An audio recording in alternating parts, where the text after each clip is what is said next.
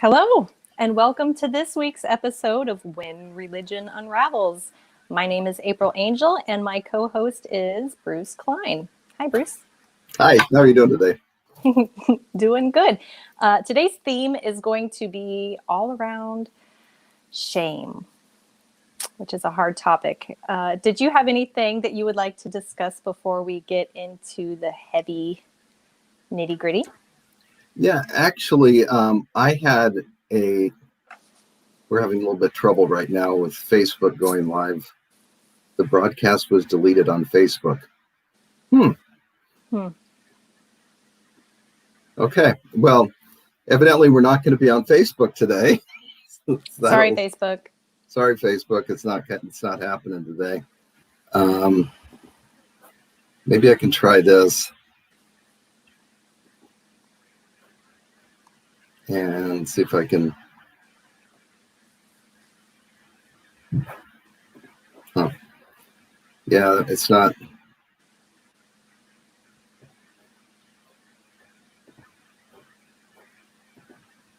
It's not happening.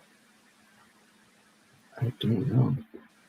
Let's see if it's going to work now. So I'm trying to get Facebook to. Oh, it's on now. Okay. So we're live on Facebook now. Little minor issue here, but so this week I just want to tell you about this tremendous experience I had this week. The last 4 days I've spent some time with Molly Grove. She's an incredible bioenergy healer. And if you don't know about bioenergy, it's something where you try to get rid of the blocks, the energetic blocks that are in your system to overcome physical issues and to repair emotional issues and things like that. But I had an incredible 4 days with Molly Grove, and I would recommend her to anyone. She's an amazing healer. And in fact, I'll put her internet links and everything in the comments after the show, because I think it would benefit anybody to work with Molly. So yeah, just that right in there before we get started. The energy that's flowing through my body now is just so much different than anything it was before. So I was so excited about what came from that. So that's fantastic. You make me wish I lived in Seattle. Yeah, for those of you who don't know, I'm in Seattle, and April's in Ohio. That is true. Yeah. So actually, go ahead. Get into it. I don't know. Do you feel like we should discuss a little bit about how you and I even met? Like why we? Oh, that sounds good. Okay. So did we meet? Yeah. Yeah. Yes, we met in person once, a long time ago. I flew along. When was it? 2 years ago? Was it 2 years ago or 3? Yeah, it was 2 years ago. It was 2 years ago. 2 years ago, I flew to Seattle to go to Ann Tucker's Wisdom Soup conference. It was her first one, and my heart made me feel like I really wanted to go, that I would benefit from it in some way. And I knew that there was going to be a lot of healers there, and my teacher and mentor, Michael Sheridan, was going to be there. And I was just so excited to reconnect with him and with everyone else. And I went, and it was I always expect, I have a problem with expecting like burning bushes and like life-changing transformation as soon as like, it's like I want it, and healing doesn't happen that way. It's step by step by step. But I went and sat down in the conference, and there was someone sitting behind me, and it was Bruce Klein. And Anne made us stand up and do that eye contact thing where you just stare into each other's eyes for an uncomfortable amount of time and and expose your soul. It was really uncomfortable, by the way, but it was uncomfortable. It's like a full, was it 3 minutes, 1 minute? I can't remember. But it was like an hour at least, it seemed like. Yeah, but it was totally coincidental, and we stayed connected on Facebook, and it was just a wonderful weekend. And that was one beautiful thing that came from traveling all the way out there. The beautiful things happen in bits and pieces. So I appreciate that. And for me, I mean, the amazing thing is we found a lot of times where we think that our purpose in life is, we have a shared purpose in life. And we've really, I've really benefited from April channeling for me sometimes when I'm having issues and working through different problems and stuff like that. So it's really been I think for both of us, it's been a beneficial relationship. Definitely. You've helped me a lot too. So we realized that we had a common purpose to discuss religion, and we both lost our religion. And so here we are in episode 2 now, discussing our experiences. So I'm going to tell a little bit about my story. I like the theme of shame because it has such a powerful effect on a person when they're developing. And I don't really remember learning very much about sexuality in the church. I just remember knowing that it was something that was supposed to be, you're supposed to wait for marriage. That was it. Do you hear that sound? No. Bruce? No? Okay. It's just me. It sounds like being in a wind tunnel a little bit. So I just knew that I was supposed to wait for marriage, and I was prepared to do that. I'm 41 now. I have 2 children, and I've never been married.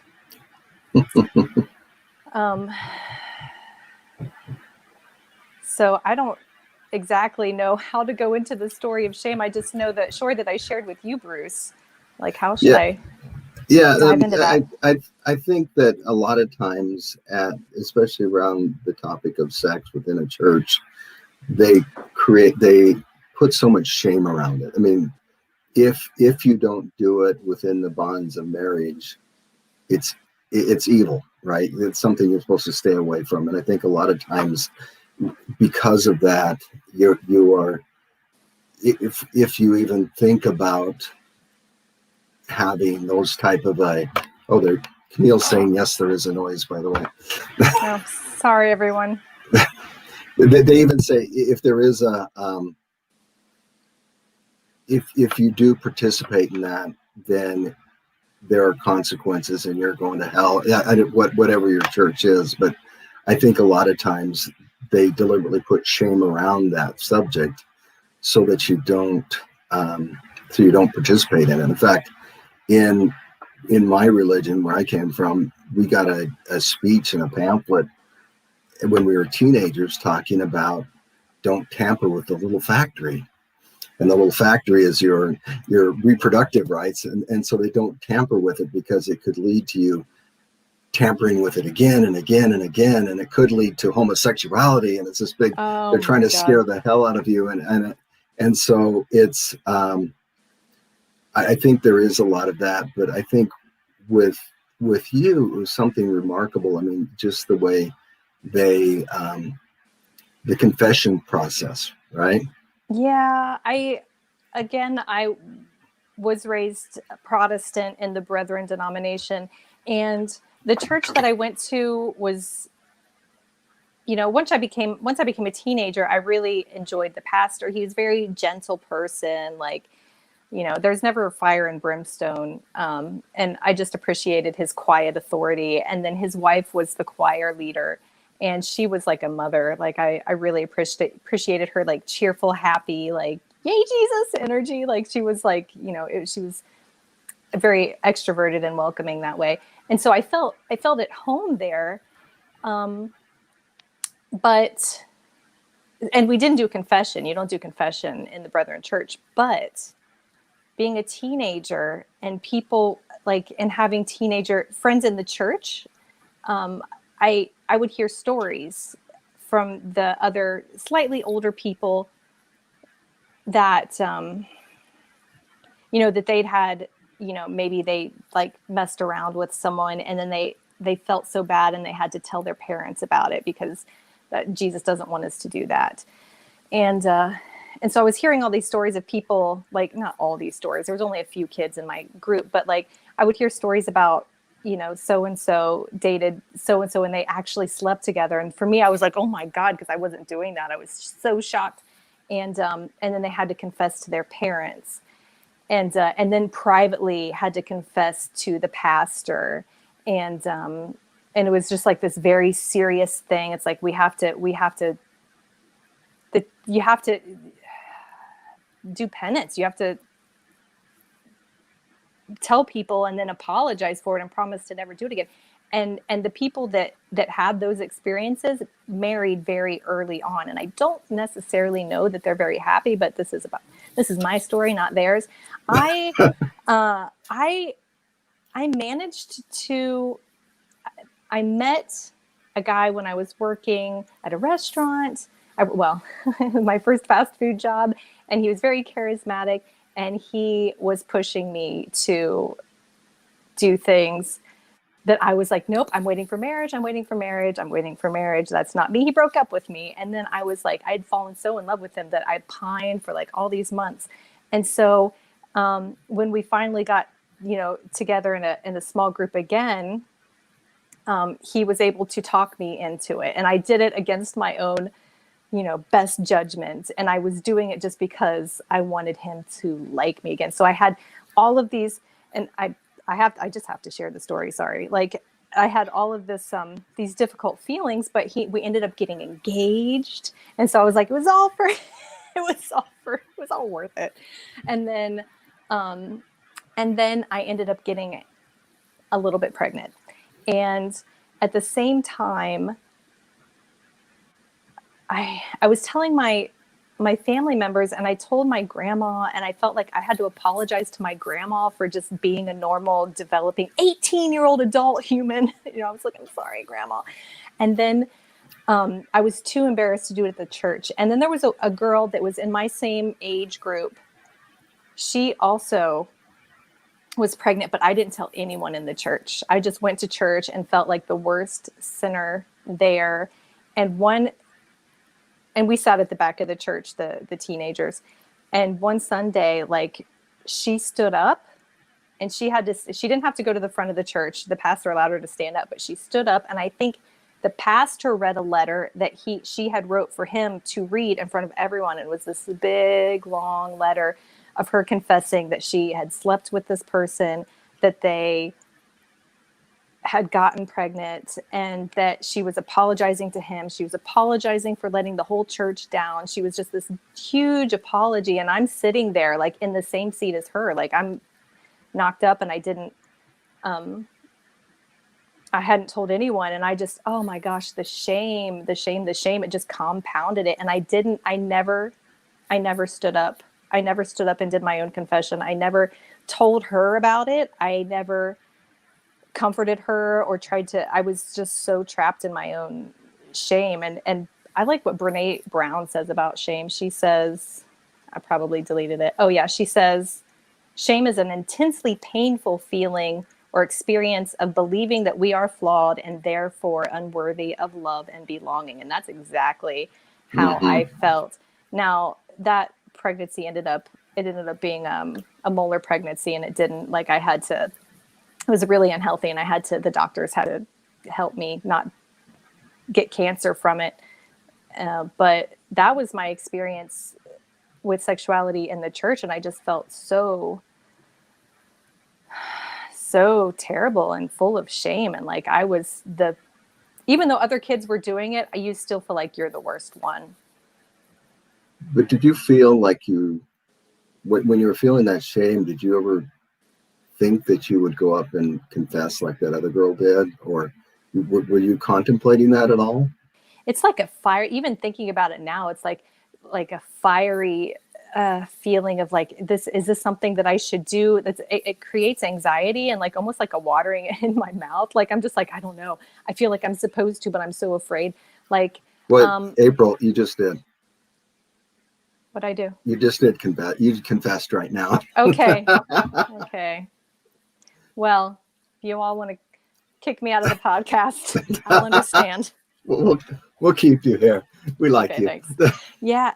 So it was just such a powerful influence on me as a human, because that's to feel shame about something like that, and to be taught that you should not be doing it, and still feeling like that's the only way to have normal relationships. Not that that's normal. I don't know. Like, but it's such an interferer. And then what happened when my religion unraveled, I joined the the Brethren volunteer service, and I went away to Northern Ireland and lived in Belfast for 2 years. And when I first got there, we discussed this a little bit in the last episode, but when I first got there, I was falling away from the church. And I decided, the first thing that I decided to do was like, you know what, I'm going to try to heal this part of myself. And it was before the religion completely fell away, but I knew I chose to take a step away from God. I was like, I know that I'm stepping away from God, and I'm going to explore relationships a little bit more deeply. And I'll just hope that God forgives me when I'm done. But I was giving myself that grace, which I find really interesting. Like, and then everything fell apart, but the shame still, like, I'm still feeling it. Like, oh God, I'm sorry. Like, I don't feel apologetic, but I feel embarrassed to share that. And you shouldn't. Yeah. Right. And that's the thing is that's, and it's something that is perfectly normal, perfectly natural human behavior. And they have created a situation where they made it abnormal. Yeah. Right. And they make it abnormal to be normal. And so, right. And I can tell you, the first time that I had sexual relations, it wasn't with my wife. Don't tell her. But no, but there was a lot of guilt associated. Even though I was out of the church, I wasn't going to the church anymore. You know, it's like, how do you suddenly turn that switch on and off, right? Because for so long you can't do it. It's bad. It's bad. It's bad. You can't do it. If you do it. It's a shameful thing. But then you do it, and suddenly that switch is turned on. It's like, it's okay, and you're like, wait, time out. This is not. I don't get this. And so there is that associated with it. I know that. And so it took me a long time to get over that and say, boy, this is natural. It's normal. There shouldn't be guilt. There shouldn't be shame with expressing myself in that way. Yeah. It just, so many people, it just happens at such an early age. We're not teaching children and young people like what it's really, there's still so much shame around it, like what it's really meant to be. Mm-hmm. Yeah. So that's interesting and terrible. And yeah, we had to confess in front of we had to admit your whole, it's like Monica Lewinsky. Like you have to tell the whole world everything that you did in order to not be thrown in jail by the FBI. You know, it's just like, and what business is it of everybody else in your experience, what business is of everybody else in the church that happened? None. Yeah, you're right. I mean, it shouldn't be that way. And maybe it was handled in a loving environment, but still, to subject a young 18-year-old to stand up and have to do that in front of everybody in church, when it's a normal, natural thing to do. And that's what's very frustrating about this. And that's probably the most difficult part about religion, in my opinion. It sounds like we're in the back of a busy kitchen. I'm so sorry to the listeners to hear all the noise. But yeah, that's one of the things that I feel conflicted about with religion is how they really try to teach you to feel shame, to keep you in line with shame. They shame you to stay in line. I'm trying to hook up a different mic, and I'm wondering if that will help at all. Yeah, sounds better to me. Did it get better now? Kind of. Oh, yes. We still sound like we're in a kitchen? Not as bad. Okay.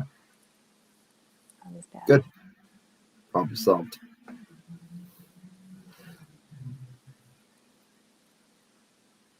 So the shame part of religion, what I was trying to say in the back of the kitchen was that's the most difficult part of leaving religion, is that shame that they taught you to have.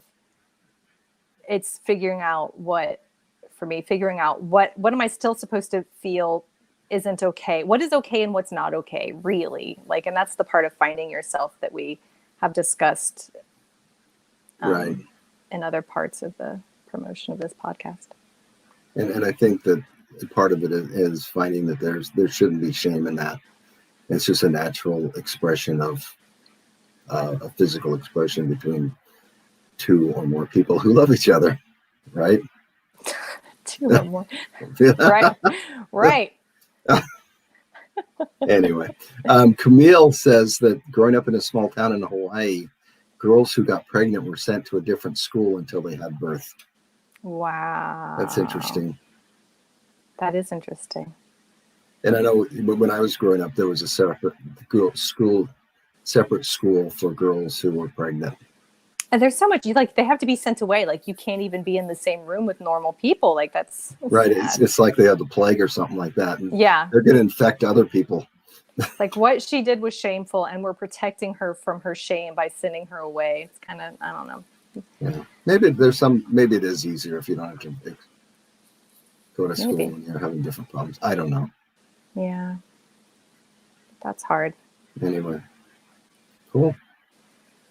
Is there anything else that you felt was powerfully difficult or embarrassing or shameful? Well, one thing and this is getting into my deep, dark secrets here, and I think I've told one other person about this in the world, is when I first heard that speech come out about, the little factory speech and not tampering with the powers of creation. As an 11-year-old, I had a friend, and I spent the night over at my friend's house, and we did, and he and I messed around a little bit, just boys experimenting and things like that. That night, his house caught on fire. I know. Sorry. And so all this time there was so much guilt and shame about what we did.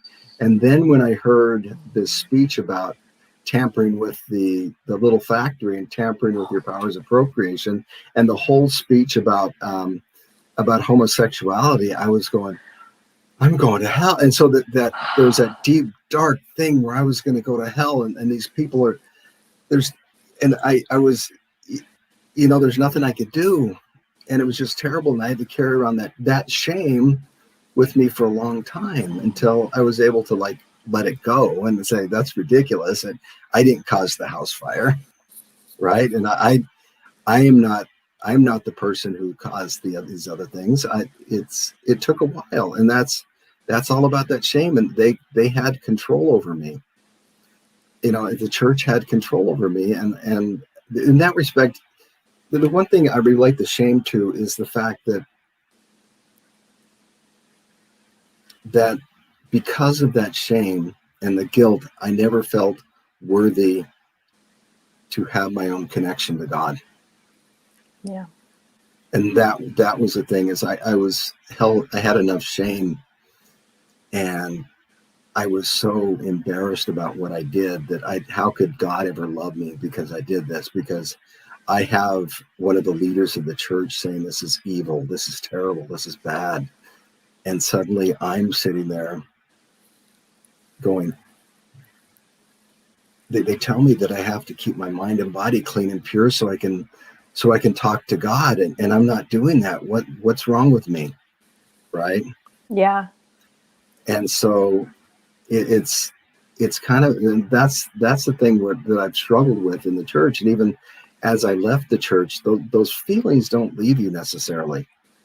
They hang around for quite a while. And that's one thing I wanted to touch on very quickly, is the fact that even after I left the church, and I know we've had this conversation, there was a period where I didn't want to touch anything church related, anything religious, anything spiritual. I was agnostic. I mean, I still hoped there was a God. Mm-hmm. I still hoped there was a divine being, but I was someone who completely turned it off, just because if this wasn't right, nothing's right. Right. And so that's kind of what happened to me. And but that shame that shame stayed with me, even though I divorced myself from the whole environment that I was in. Does that make sense? Oh, totally. Yeah, it totally does. And now that we're aware of what what people's purposes are in life and what their gifts are, like to realize that some people have the gift of spiritual leadership and spiritual teaching and counseling, and to have to combat, like to have a history of feeling that everything that you taught was wrong. Well, not wrong, but like it kind of wrong. Like everything that you taught doesn't work for you anymore. It really gives me a hard first step into the gift of just being a person that can just be there to empower someone in a compassionate way. Cause it's like, well, what do I, you still got that doubt in the back of your head. Like they were wrong. What if I'm wrong? And you just, right. That, and the other fact, I'm not perfect. How can I provide a message to someone else when I'm not perfect myself? Right. Right. You haven't figured it all out. You haven't healed it all yet. I haven't healed it all. That's why I was with Right. Molly. That's why I was with Molly all week. I was trying to heal some of that stuff. She does distance healings too, right? She does distance healing. So you don't have Right. to be in the Seattle area. She can do it remotely. She did distance healing. And so she's pretty amazing. And in fact, I'll put in another clip of an interview. She was on a show called Heal a Healer. And I'll add that link to that show too, because it's just what she does is very powerful, and I swear it could help anybody who wanted to participate with it, because it was that amazing an experience for me. Not to circle my way back. We're about out of time, but next week we're gonna start having a guest on our show. We're gonna add a third person on the show. April, do you want to talk a little bit about that? Yeah, I'm excited. So we've got a lot of friends that we know that have had the same experience of having their own religion unravel, and they've got these amazing stories and amazing and difficult stories, and we would love to hear them and to create more of a platform for them to share them. So next week we're going to have someone we've known for a good while. And she's actually someone we've had these when we first were considering this, we were having conversations with her around this subject, and she has I know she has a lot of passion for the subject too. Yeah, she does. So Sherry Tolinar will be on next week's episode with us. And she comes from a different religious background that's even more strict than what we came from, and she can describe it next week. Yeah. And I'm really looking forward to having that discussion with her, because she's quite the amazing person, and I think she has a really powerful story to tell. So looking forward to that. So I hope to see you all back here then. So yes. Any last words, April? No, I'm just going to go sit in my shame spiral. I'm just kidding. And try to recover with some chocolate chip cookies. You should feel good because you've released I have. some of that. And so feel okay. It feels good. Right. It does feel good.